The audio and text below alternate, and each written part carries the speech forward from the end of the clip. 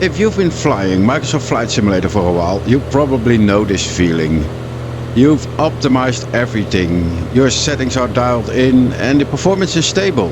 And yet, night flying still feels tiring. Distant details still feel slightly unclear and you keep tweaking, hoping to squeeze out just a little bit more clarity. So, the real question isn't, is the Pimax Crystal Super, like the one I'm using now, better than the Crystal Light?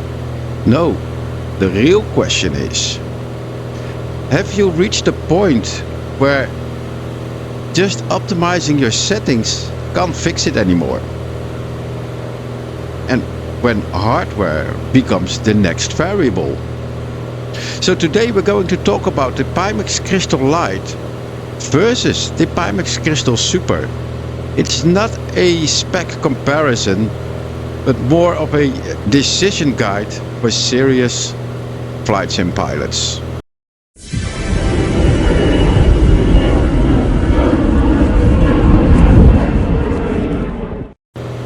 Now on this channel we talk a lot about optimization, performance tuning and getting the most out of your hardware. And yeah, for sure that matters a lot.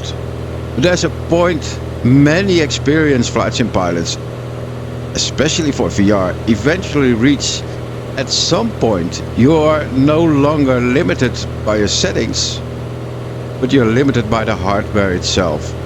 So you might recognize this, right? Daytime flying feels great, performance is stable, but night approaches still feel visually messy. Well, this small text, the tails takes efforts to read, and long sessions, night flying, well, they might feel a little bit tiring. You get more eye fatigue than they should. Now, and that's the exact space where the Crystal Light versus the Crystal Super actually becomes a meaningful question. Let's start with the Crystal Light.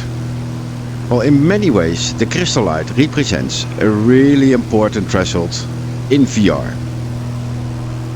Your instruments, you can read them better. Long sessions become more comfortable because of the ergonometry of the headset itself with the strap, and it really fits good on your head.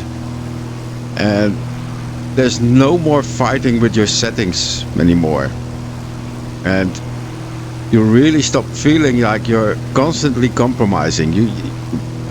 You want to get something better out of it with your current headset, and finally you don't have to do that anymore. This is really important because for a lot of VR sim pilots, the Pimax Crystal Light is more than enough.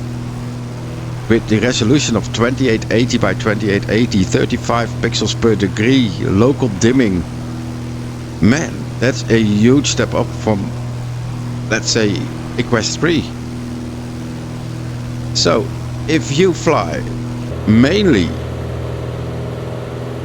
IFR during daytime or VFR, and you care about stability and performance, you want good clarity without pushing it to its ultimate limits, and you're not constantly bothered by night contrast or very fine details, well, then the Crystal Light is a very, very good headset for you, and not even that expensive. So that's a very good solution. Now let's talk about the Crystal Super. And this is not about, wow, this is so much sharper. No. With the Crystal Super, it's about visual strain, visual eye strain. There's the low light separation, the contrast in low light, it's a lot cleaner. Also because of local dimming 2.0. Less micro adjustments for your eyes. Because, you know, especially when you fly at night or daytime, you have to adjust with your eyes just a little bit. So like focusing on things, and that is less with the Crystal Super. Now with the ultra wide, you have a lot of spatial recognition. That is insanely good. Ready for next level VR?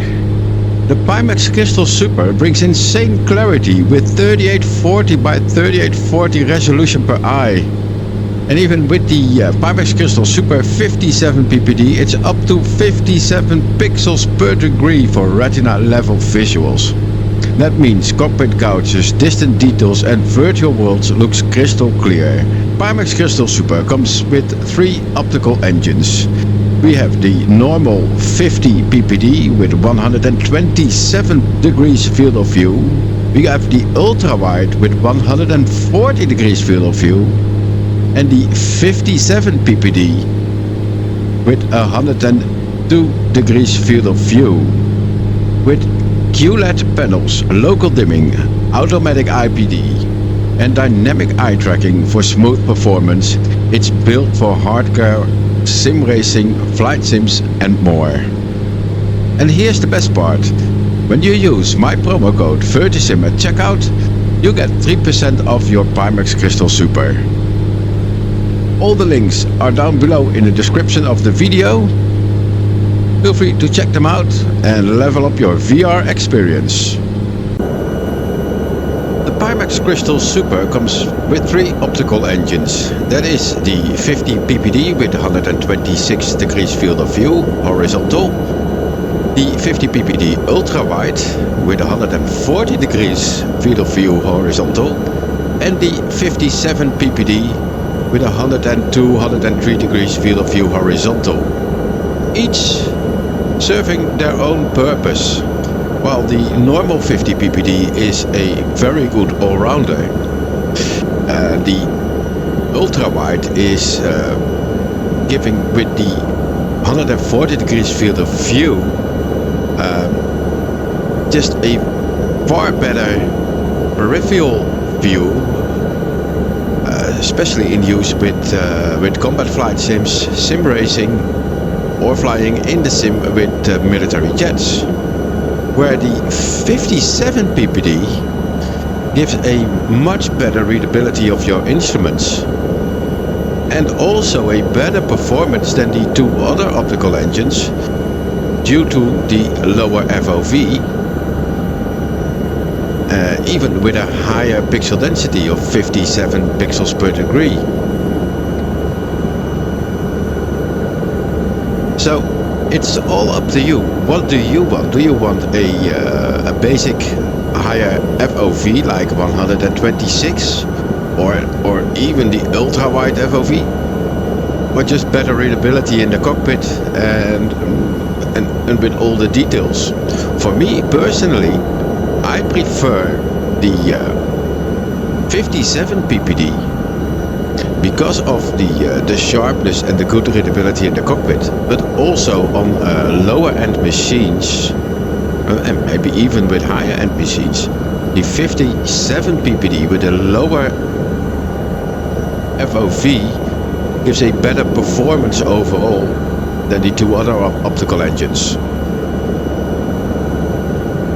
So yeah, you have to ask yourself the question, what do I want out of this sim and out of this headset by means of a visual quality and also a little bit out of the performance of that headset?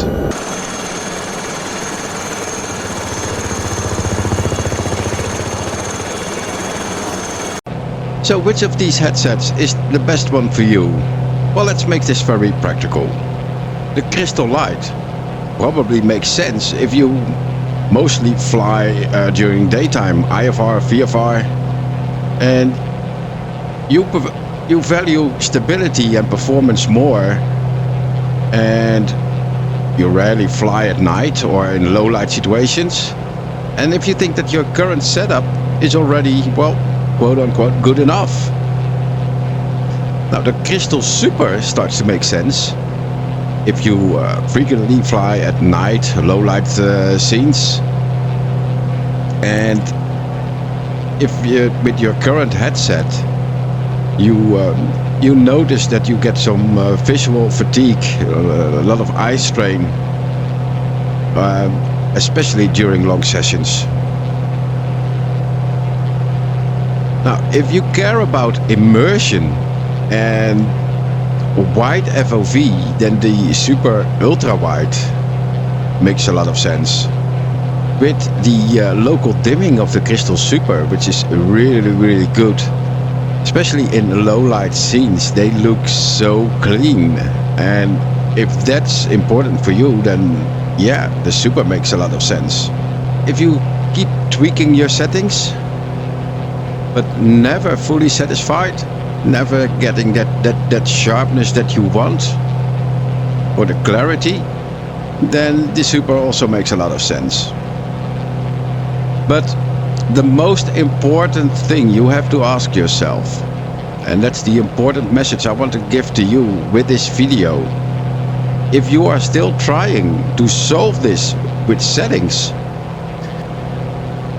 and still don't get the results that you want, it may simply be the point where you need to upgrade hardware.